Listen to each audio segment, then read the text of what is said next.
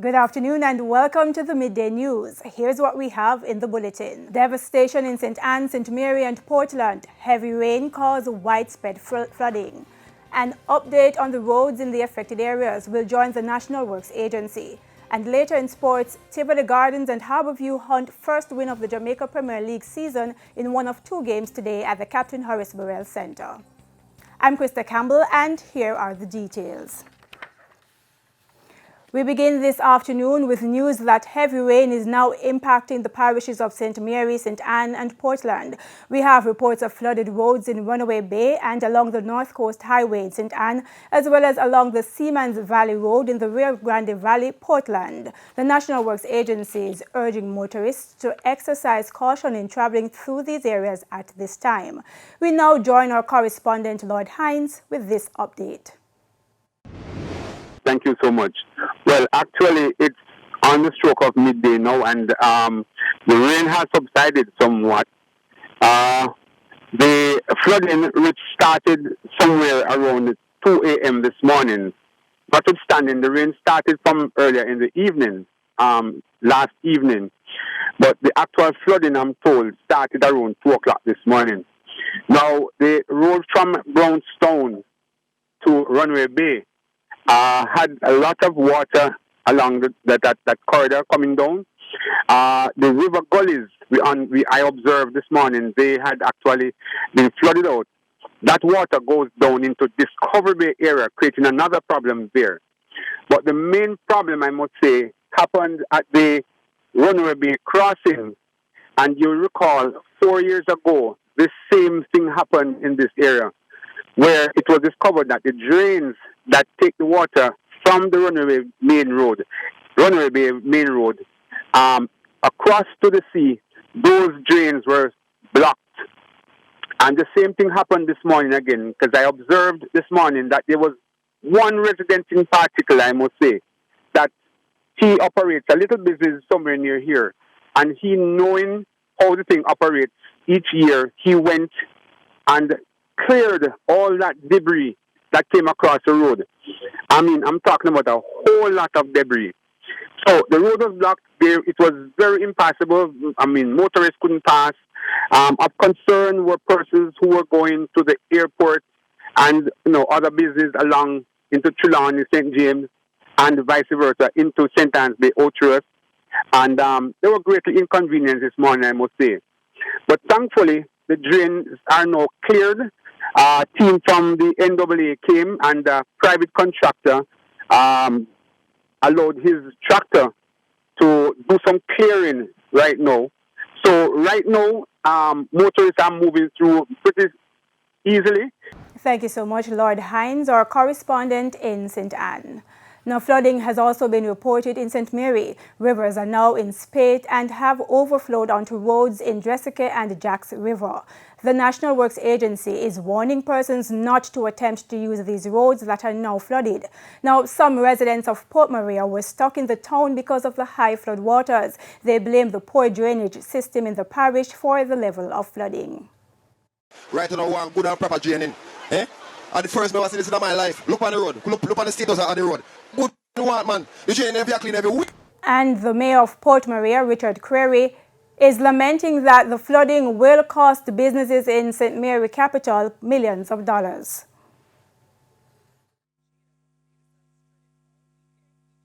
Every time this happens, my heart goes out to those business persons who would have lost millions of dollars. So it is a serious effect on the economy of Port Maria and of St. Mary.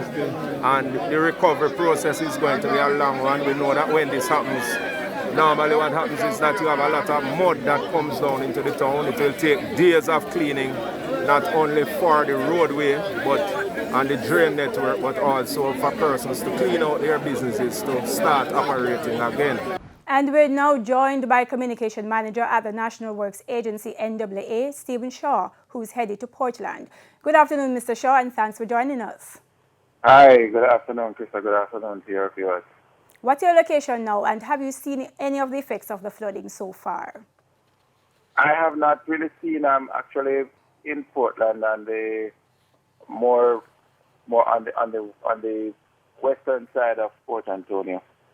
But I know that behind me in St. Mary, we have flooding right now in the town of Port Maria. It is impassable. I would have seen the Wagwater River with an increased amount of water. And so I am not surprised, even though the Wagwater doesn't really drain the water that would be impacting sections of central St. Mary. It's more the areas, Jax River, Jessica, and so on, that would be impacting the Outram. And so when the Outram overflows, usually it overflows onto Main Street, and that is where, because that is a natural a flood area, and you can really classify it as a flood basin, really. And so you will have flooding in that area. But in Portland, we have had some challenges in the Rio Grande Valley.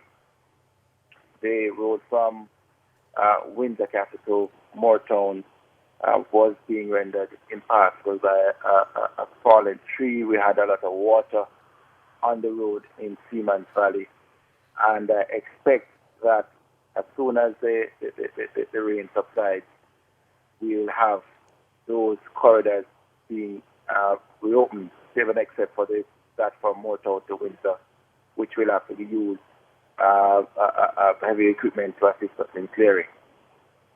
All right, Mr. Shaw, based on the information from your teams on the ground, what would you say are the areas most affected and will be the hardest to clear at this time? I'm still getting information from the teams at this point, be able to answer that question in a definitive way, outside of the fact that St. Mary, St. Anne, and Portland would have been impacted by this water system that has been impacting those parishes over the last 24 hours or so. And finally, Mr. Shaw, not for the first time, drainage is the common denominator in St. Anne, in St. Mary. Any plans for an extensive drain cleaning program, or just to respond to the issues that are currently affecting those parishes now, where drainage is concerned? But we would have done drainage, drain cleaning programs even leading up to the holiday season. But Christoph, one of the things that one has to appreciate is that even where you have drains that are clean, if you have a system that is going to be dumping a lot of water in that system over a short period of time, very often those systems become overwhelmed because they are not designed to accommodate of stormwater flows in such a short space of time. When they overtop, they usually go into some space and sometimes cause damage. So it is not just to say, drains have not been cleaned. You can have the cleanest drain there is, but you will have flooding because of the intensity of the rainfall and the volume that comes down within a short space of time. All right, thank you so much, Communication Manager at the National Works Agency, Stephen Shaw. We'll have more details on the flooding situation in all three parishes later in Primetime News at 7. Now, in other news, the Member of Parliament for Portland Eastern, Anne-Marie Vaz, has responded to Monday's protest by taxi operators in Portland. Operators have been complaining about a section of the road where the South Coast Highway is being constructed. They complained about being disrespected by contractors as well as the deteriorating state of the road. Mrs. Vaz acknowledged that operators are indeed inconvenienced by the roadworks and the condition of the road has gotten worse following heavy rains over the past 2 weeks. We are meeting to work out a solution. All of us know that in the end it will be of benefit to all of us, but in the meantime we all have to live, and therefore I will ensure with all the government agencies that we come together to find a workable solution in the short term. And it's now time for a break. Stay with us. More stories when we return. Welcome back to Midday News. The attorney for our hotel, Peter Champagne, is insisting that any criminal charges against his client for a No Movement Day gathering at the resort in September last year would not succeed. His comment comes days after the Office of the Director of Public Prosecutions ruled that the hotel may be charged, but that the decision is up to the police. He was a guest on the morning agenda on Power 106. More in this report from Cody and Barrett. It all started with this gathering at the R Hotel on a No Movement Day last year. Former Agriculture Minister Floyd Green and others were present.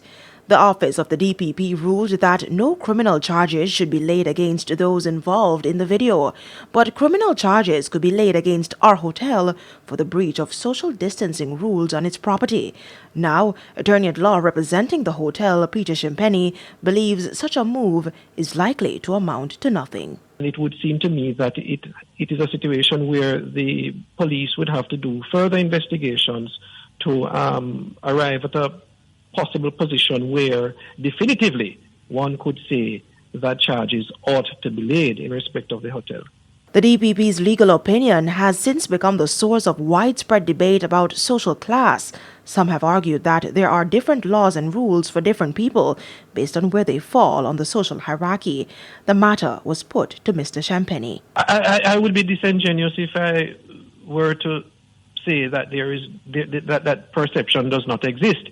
But I would have to put on my legal hat and say that in the instances of which you speak, there are fundamental distinctions. In the meantime, Mr. Champagne is also taking issue with the Disaster Risk Management Act. He says the act was not designed to deal with a pandemic. We need a review. We need to look at it because I think what obtained, and I think that there's currency in what I'm saying because by virtue of the fact that the DRMA was amended recently to include some other provisions and to incorporate situations such as these. It is proof of the fact that clearly it was not designed for this kind of thing. Cody and Barrett, TVJ News. The Ministry of Health is exploring animal therapy to help sick patients recover. Health Minister Dr. Christopher Tufton says he has seen how this can work. Shamala Pullen reports. Animal therapy or pet therapy refers to the use of animals as a way of helping people cope with and recover from some physical and mental health conditions.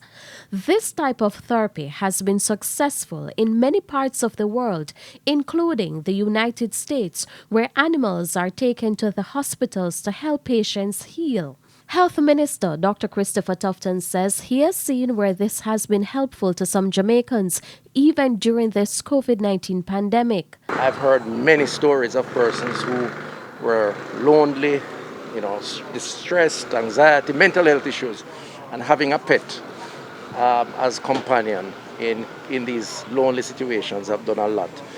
We were actually going to be starting a pilot program with Bustamante, working with Hope Zoo, just before COVID, and COVID struck and everything got thrown out. So I'm intending on bringing that back. So I'm talking to Ms. Browning here to determine whether or not we can incorporate some of what she does in terms of that therapy, starting with our children in hospitals. And with animal therapy an important element to public health, Dr. Tufton says he's committed to looking at the country's animal protection laws. My understanding, and I'm not very au fait with all of these laws, but my understanding is that they're outdated, like so many other laws in Jamaica. I think, as much as some may think it is not necessary or a priority, there is a lot more value than on the face of it appears to protecting our animals and to integrating more animals in the normal functioning of our society. And so I am committed to looking at what is and what probably it should be. And I'm committed to working with organizations like Montego Bay Animal Haven and others to examine those laws and to work with my colleague ministers. Now, even as the Ministry of Health is exploring this form of therapy, there are still concerns regarding how animals are treated in Jamaica. Tammy Brownie is the managing director for Montego Bay Animal Haven. The organization recently held a pop-up clinic in the community of Standpipe in St. Andrew, where a number of animals were given food and medical care. And what this shows me is that people do care about their animals. They do want to spay and neuter. They do want to sterilize.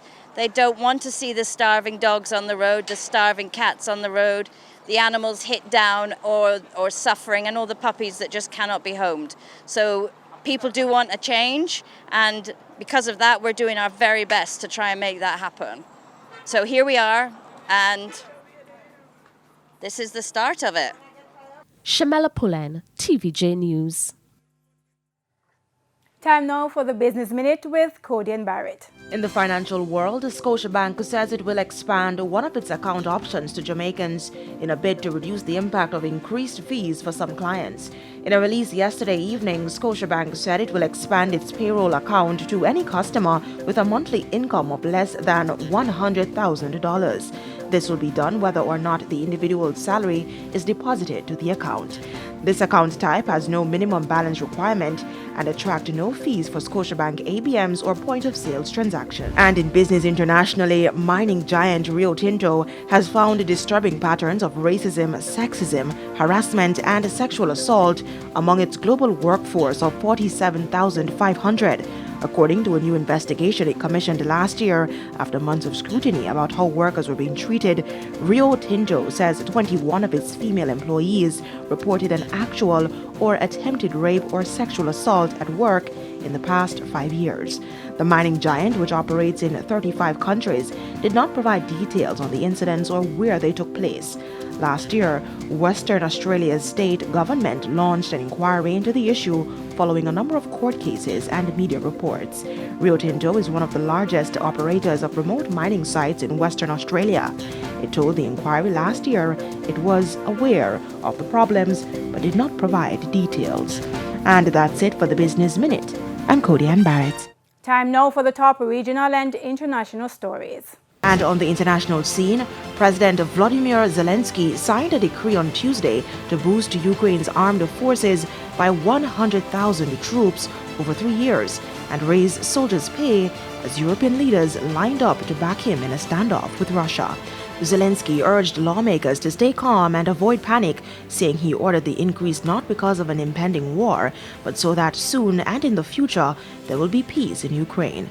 Russia has massed more than 100,000 troops near Ukraine's borders while denying plans to invade, an action that the United States and its allies have warned would trigger tough sanctions. And those were the top regional and international stories. I'm Cody Ann Barrett. We head to a quick break. When we come back, Renata Brown will have your midday sports report. Welcome back. It's now time for your midday sports. Former champions Tivoli Gardens and Harborview will go in search of their first win of the Jamaica Premier League season when the two meet at the Captain Horace Burrell Centre of Excellence this afternoon.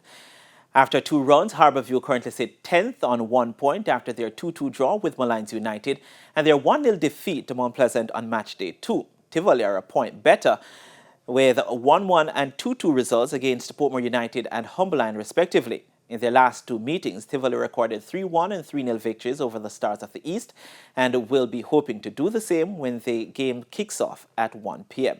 In the second match at 3, Arnett Gardens, fresh from their 2-1 win over Portmore United, will oppose Humberline, who have 1 defeat and a draw in their 2 games this season.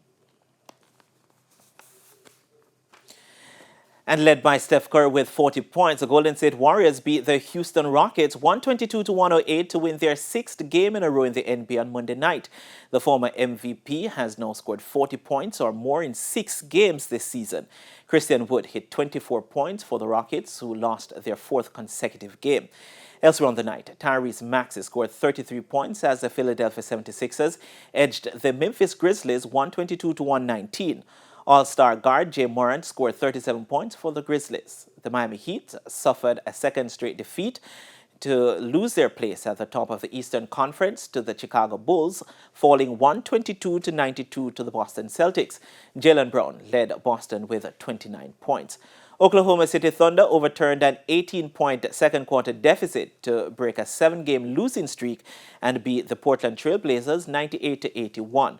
The Toronto Raptors, Indiana Pacers, New York Knicks, and the Cleveland Cavaliers, who scored 27 points in the final 9 minutes to edge the New Orleans Pelicans 93-90, were also winners on the night. In cricket, West Indian Hayley Matthews has moved 2 places up to 6th in the ICC Women's ODI rankings for all-rounders. Matthews starred with an all-round performance in the 2 ODIs against South Africa in Johannesburg, taking 4 wickets at an economy rate of 3.78 and scoring a 63-ball 51 in the rain-hit first game. This also helped her gain 4 spots among bowlers, as she now occupies 11th place with a rating of 587, the highest in her career so far. And Barbados have been drawn against Australia and India as cricket has become the first sport to confirm its complete lineup for the Birmingham 2022 Commonwealth Games. With only countries recognized by the Commonwealth Games Federation, Barbados, who are the most recent regional champions, were given the nod to represent the West Indies at the Games. It's set to be a league-cum knockout affair at the Games, with Australia and India, the finalists of the 2020 ICC Women's T20 World Cup, set to clash in the opener on July 29. The tournament will be played with 2 groups in the league stage. Along with Australia and India, Group A also comprises Barbados and Pakistan. England, New Zealand, South Africa and Sri Lanka will fight for supremacy in Group B. This will only be the second time that cricket is going to be part of the Commonwealth Games. The last time was back in 1998. And Tom Brady, one of the greatest players in the history of the NFL, has confirmed his retirement.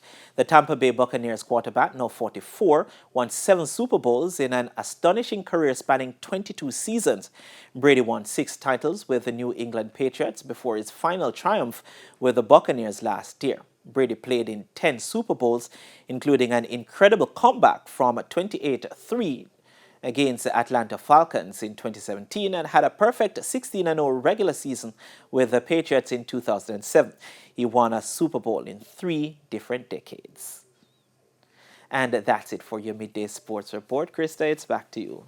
Thank you, Renardo. And that's the Midday News. I'm Krista Campbell. Join us again at 7 for Primetime News. On behalf of the news, sports and production teams, have a good afternoon.